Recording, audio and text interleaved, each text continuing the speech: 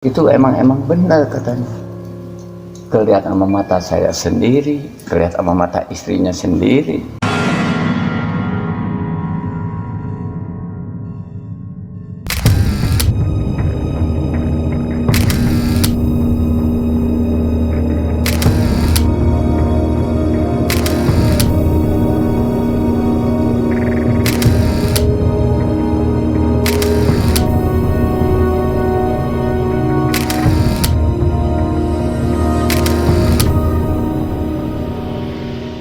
Selamat malam Sobat Malam Mencekam.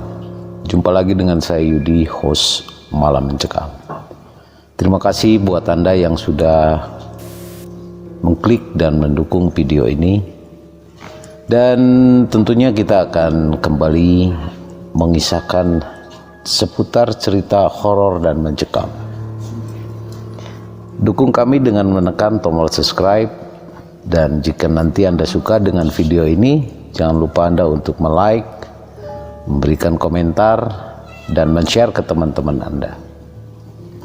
Baik Sobat Malam Mencekam, kebetulan malam hari ini saya sudah didampingin oleh narasumber yang akan mengisahkan mengenai pengalaman pribadinya yang akan disampaikan pada kesempatan malam hari ini. Di sini saya sudah kedatangan Pak Edi. Selamat malam Pak Edi. Selamat malam. Gimana Pak Edi kabarnya Pak Edi? Alhamdulillah baik-baik. Oke Pak Edi, seperti yang kita ketahui bersama bahwa di channel Malam Mencekam ini kita akan berbagi kisah mengenai cerita yang bersifat horor atau mistis Pak Edi. Pak Edi ada pengalaman yang menarik nggak? Pengalaman ini bukan pribadi ya. Oh ya. Bukan pribadi, tapi ini saudara saya. Kebetulan kita berangkat sama-sama, tapi yang kejadian hanya saudara saya Di Bandung ya. Pertama kita mau berangkat menuju Santolo, Pantai Santolo. tapi kita nggak lewat Garut, lewat Pangalengan.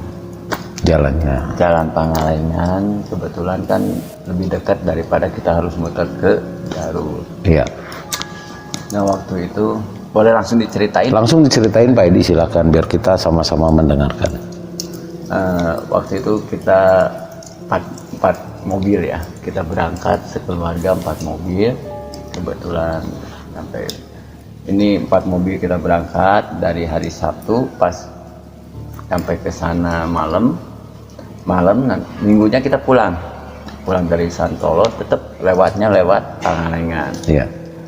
Nah begitu pulang sekitar jam 8-an di perjalanan menuju Pangalengan itu kan itu masih hutannya lumayan lah. Iya.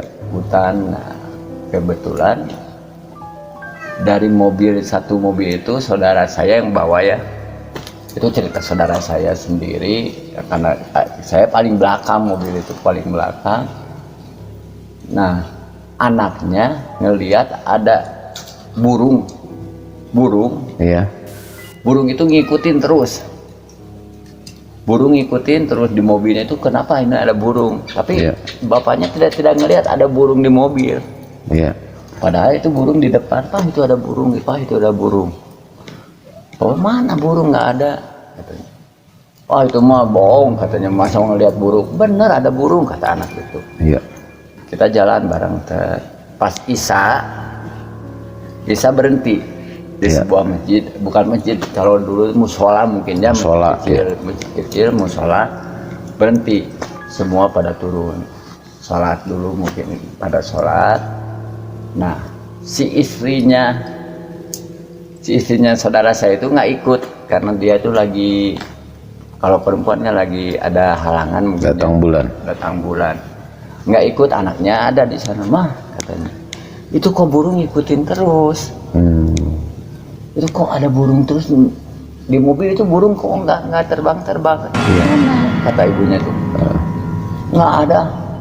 Itu penglihatan kamu bener mah, itu burung. Padahal nggak dilihat istrinya, nggak ada burung. Iya. Setelah selesai, wah udah itu mah kamu aja katanya. Iya. Setelah selesai sholat semuanya berangkat nggak berapa lama,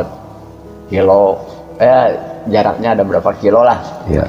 Dari masjid itu ada warung istirahat, kita semua istirahat, warung makan gede. Warung makan ya. Warung makan gede, kita makan sama-sama semua. Yang punya warung itu berkata, "Pak, ngelihat burung di mobil itu burung siapa?" katanya. Orang warung itu juga bisa ngelihat, "Mana Pak burung?" Kok nggak ada burung? Ya. Pantesan langsung si ibunya itu istrinya itu bilang, "Benar Pak," katanya. Si ade juga ngelihat burung itu ngikutin terus. Ya. Nggak tahu burung apa kan, kita nggak tahu ya. Emang kita lihat nggak ada burung kok di mobilnya, tetep aja itu mobil nggak ada burung, nggak ada apa-apa. Ya, betul. Tapi orang warung itu bisa tahu itu ada burung di mobil. Nah setelah nggak ada Pak, kata orang warung itu, "Hati-hati Pak, Bapak bawa seseorang yang Bapak tidak tahu siapa itu," katanya. Gitu ya. "Nanti kalau misalnya ada suara apa-apa, terus aja jalan. Jangan berhenti, jangan Bapak nengok, jalanin aja terus," katanya. Ya. Kata yang punya warung. Yang istilahnya kita udah makan, berangkat nyampe. Kan itu masih hutan ya, masih Pangalengan tuh ya, kebun-kebun gitulah. Ya, kebun. Pas nyampe jalan, ada suara, "Pak, burungnya hilang," kata anaknya teh. Iya. Pak, burungnya hilang." Burung itu hilang, suara yang ketawa kayak, aduh, ya kalau zaman sekarang perempuan kayak kunti gitu ya. Ngikutin terus berapa kilo mobil itu, suara itu ada terus. Nah, bapaknya nggak percaya, "Mana suara? Nggak ada suara." Pas begitu nyampe jembatan tanjakan ke Pangalengan itu ada jembatan. Iya. Pas pudunan kita kebareng 4 mobil. Iya. 4 mobil. Pas turunan itu di depan mobil sekali itu yang namanya kunti itu bener. Di depan mobil. Di depan mobil. Akhirnya kan kita berempat gini. Ya berempat bertuturan. Iya. Dia paling depan. Dia ngerem sekaligus, kita juga kan kaget. Betul. Ada apa itu? Benar-benar dia, astagfirullahaladzim. Benar itu kunti katanya. Saya ngeliat istrinya ngeliat, dia ngeliat, bapaknya ya, suaminya ngeliat, anaknya apalagi sampai teriak ketakutan. Si burung itu akhirnya jadi itu. Itu benar, itu asli, kejadian itu asli. Iya. Soalnya saya ngikutin dari belakang. Saya bilang, bohong, kan saya nggak tahu benar nggak ya. Bohong, itu nggak ada. Kalau nggak ada, kenapa saya harus ngerem ngedadak? Yeah. Itu kan ditanyakan itu. Betul. Itu emang benar katanya. Kelihatan sama mata saya sendiri, kelihatan sama mata istrinya sendiri.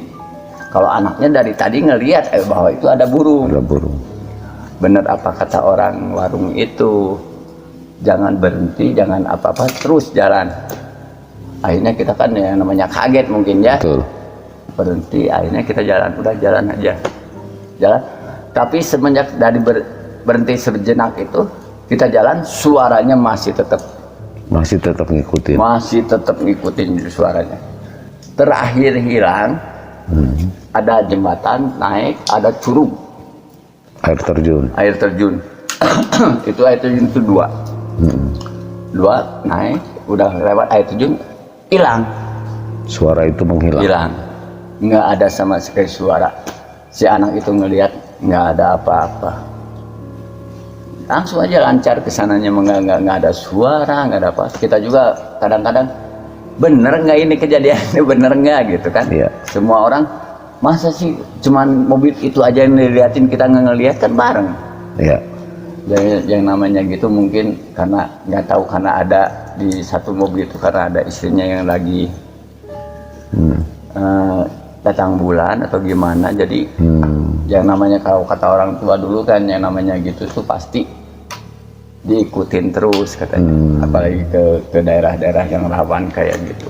Kita kaget, kita juga kadang-kadang percaya atau tidaknya, emang saya mah tidak ngelihat ya. Iya. Cuman saudara saya sendiri emang bener, dia berani bersumpah, menyaksikan langsung itu bener. Malah makanya dia berhenti sejenak itu, langsung berhenti itu emang kelihatan bener, nyata gitu. Iya. Perempuan depan mobil itu perempuan. Iya.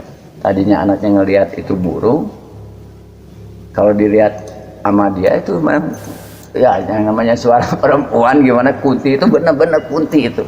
Iya.